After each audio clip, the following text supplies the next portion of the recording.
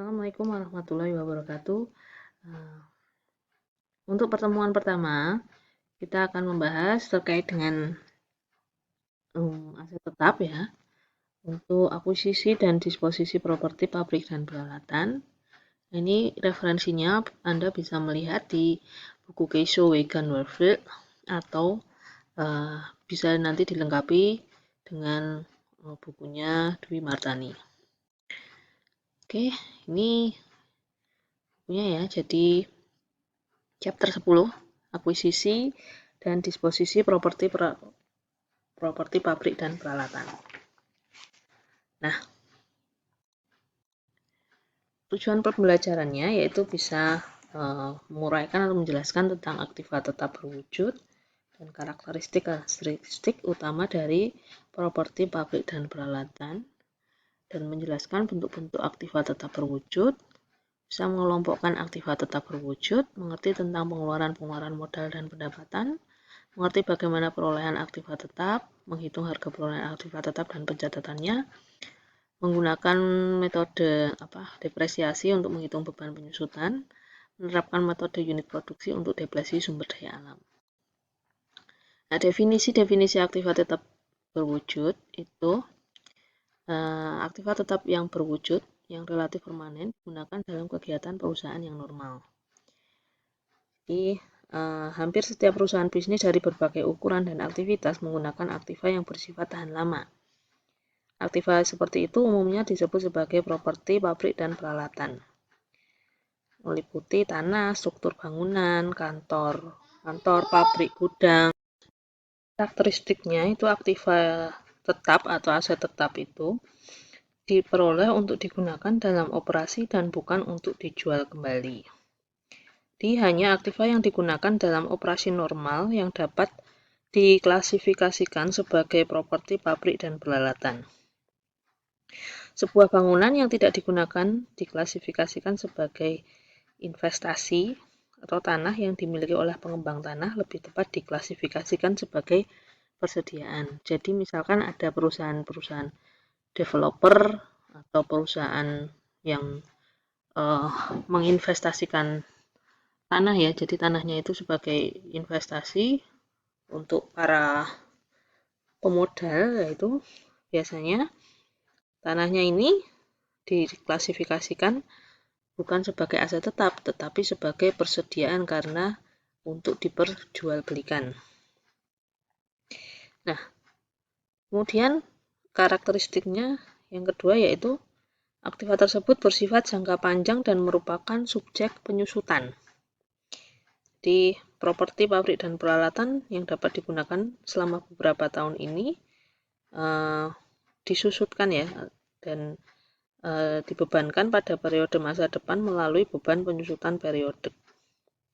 Tapi hal itu tidak berlaku pada tanah, karena tanah itu tidak bisa disusutkan ya, kecuali terjadi penurunan nilai yang material, seperti hilangnya kesuburan tanah akibat rotasi tanaman, atau misalkan di dalamnya itu ada sumber daya alamnya, yaitu bukan disusutkan, melainkan nanti namanya adalah depresi ya, bukan depresiasi tetapi depresi, karena ada sumber daya alam yang di tanahnya itu, di bawah tanahnya itu yang digunakan untuk kegiatan usaha. Nah, itu disusutkan melalui metodenya depresi, bukan depresiasi.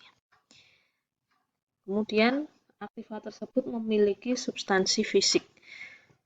Maksudnya apa? Maksudnya memiliki bentuk fisik ya. Jadi ada eksistensi atau substansi fisik yang merupakan karakteristik dari properti pabrik dan peralatan sehingga membedakannya dari aktiva tidak berwujud. Seperti kalau aktiva tidak berwujud itu paten, merek, atau goodwill. Akan tetapi tidak seperti bahan baku properti pabrik dan peralatan secara fisik, yang bukan merupakan bagian dari produk yang dimiliki untuk dijual kembali.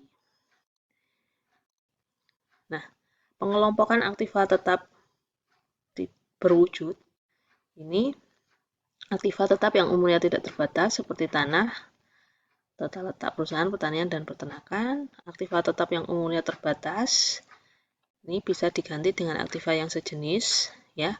Untuk aktiva yang umurnya terbatas sudah habis masa penggunaannya tidak dapat diganti dengan aktiva yang sejenis, misalnya sumber-sumber alam seperti tambang, hutan, dan lain-lain. Kemudian ada pengeluaran modal dan pendapatan. Nah, pengeluaran modal itu adalah pengeluaran-pengeluaran yang untuk memperoleh suatu manfaat yang akan dirasakan lebih dari satu periode akuntansi, dan pengeluaran ini dicatat dalam rekening aktiva. Kemudian ada pengeluaran pendapatan. Ini adalah pengeluaran-pengeluaran untuk memperoleh suatu manfaat yang hanya dirasakan dalam periode akuntansi yang bersangkutan, dan pengeluaran ini dicatat dalam rekening biaya. Prinsip penilaian aktiva tetap berwujud ini berdasarkan prinsip akuntansi Indonesia atau SAK menyatakan bahwa aktiva tetap dinyatakan sebesar nilai buku, yaitu harga perolehan aktiva tetap dikurangi dengan akumulasi penyusutannya. Nilai buku aktiva tetap itu atau aset tetap itu harga perolehannya dikurangi dengan akumulasi penyusutan. Nah, cara-cara perolehan aktiva tetap ada pembelian tunai, pembelian angsuran, ditukar dengan surat-surat berharga, ditukar dengan aktiva tetap lain, diperoleh dari hadiah atau donasi, dan aktiva yang dibuat sendiri. Nah, untuk pembahasan pertama yaitu aktiva tetap atau aset tetap yang dibeli secara tunai. Yang pertama, aktiva tetap berwujud yang diperoleh dari pembelian tunai dicatat dengan jumlah sebesar uang yang dikeluarkan. Termasuk di dalamnya adalah harga faktur dan semua biaya yang dikeluarkan agar aktiva tersebut siap untuk dipakai, seperti biaya angkut, premi asuransi, biaya balik nama, biaya pemasakan, dan biaya percobaan. Sebagai contoh, apabila membeli tanah itu pasti ada biaya-biaya yang melekat, seperti biaya sertifikat, biaya balik nama, SHM. Nah, itu semuanya diakumulasi dan nanti dikapitalisasi ke aset tetapnya. Jadi menambah nilai si aset tetapnya. Jadi contohnya ini PT Risa membeli mesin 5 juta, biaya yang dikeluarkan biaya angkut dan biaya pemasangan. Jadi jurnal pembeliannya mesinnya kan harganya 5 juta tadi ya, ditambahkan dengan biaya-biaya yang melekat. Jadi mesin 5.700.000 pada kas 5.700.000. Nah, pembelian angsuran. Yang kedua adalah pembelian angsuran. Apabila aktiva tetap diperoleh dari pembelian angsuran, maka dalam harga perolehan aktiva tetap tidak boleh termasuk bunga. Di bunga dipisahkan. Bunga selama angsuran baik jelas-jelas dinyatakan maupun tidak dinyatakan harus dikeluarkan dari harga perolehan dan dibebankan sebagai biaya bunga.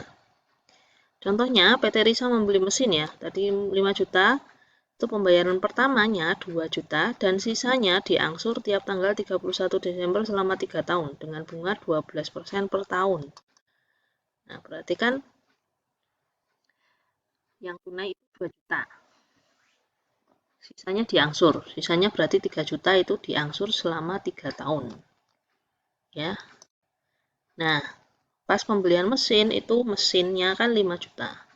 Utang 3 juta, kasnya 2 juta yang keluar.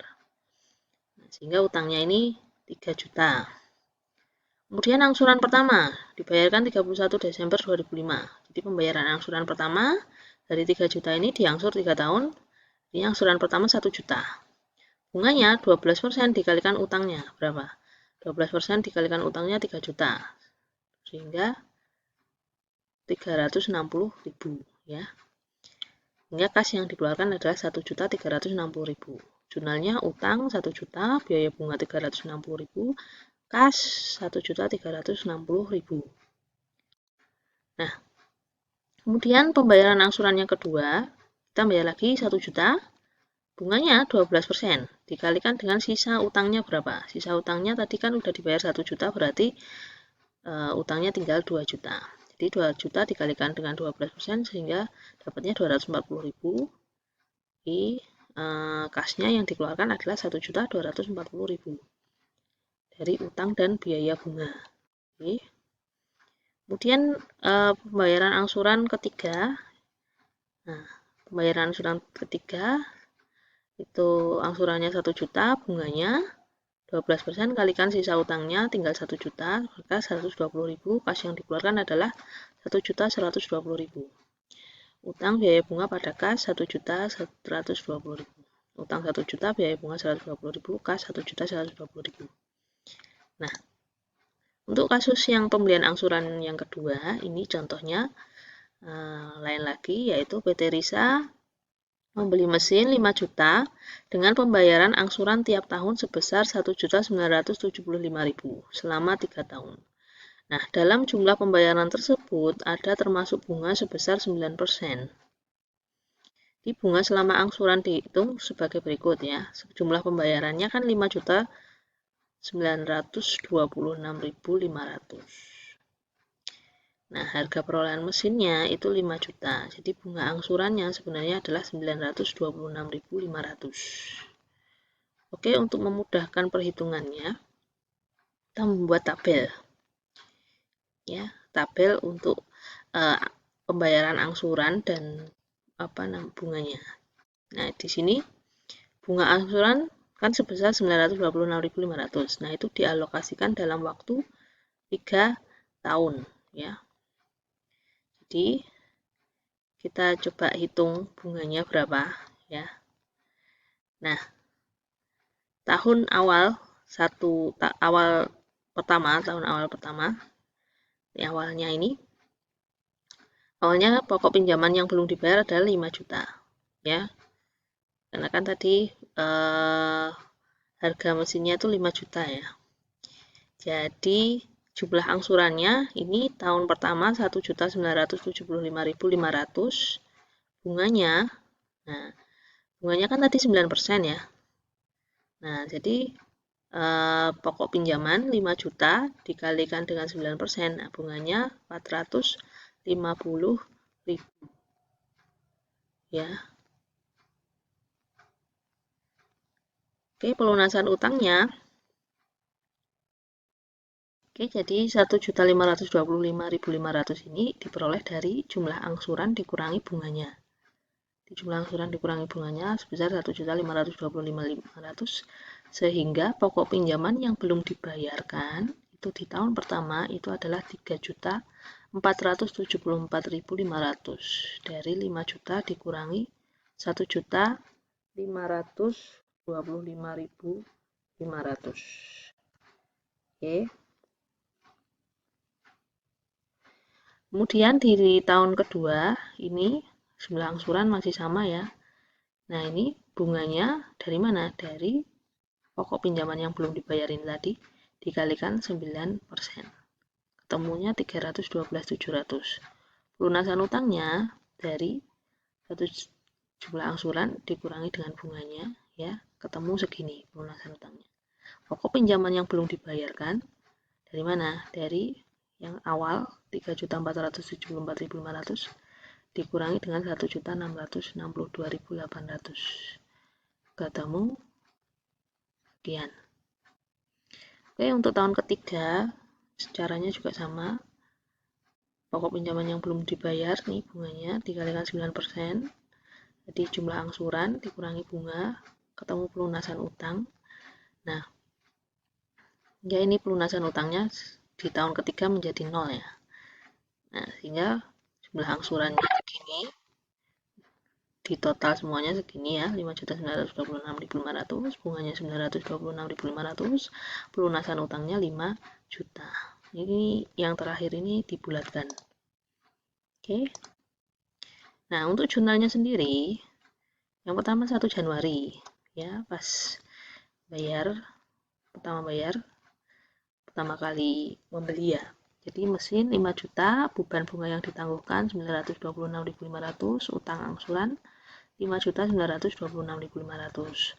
Untuk pembayaran angsuran yang pertama 31 Desember 2005 itu utang angsuran 1.975.500, biaya bunga 450.000, pada kas 1.975.000 dan beban bunga yang ditangguhkan 450.000. Oke, ini tambah 500 nya ini diedit ini. ralat ini, ada 500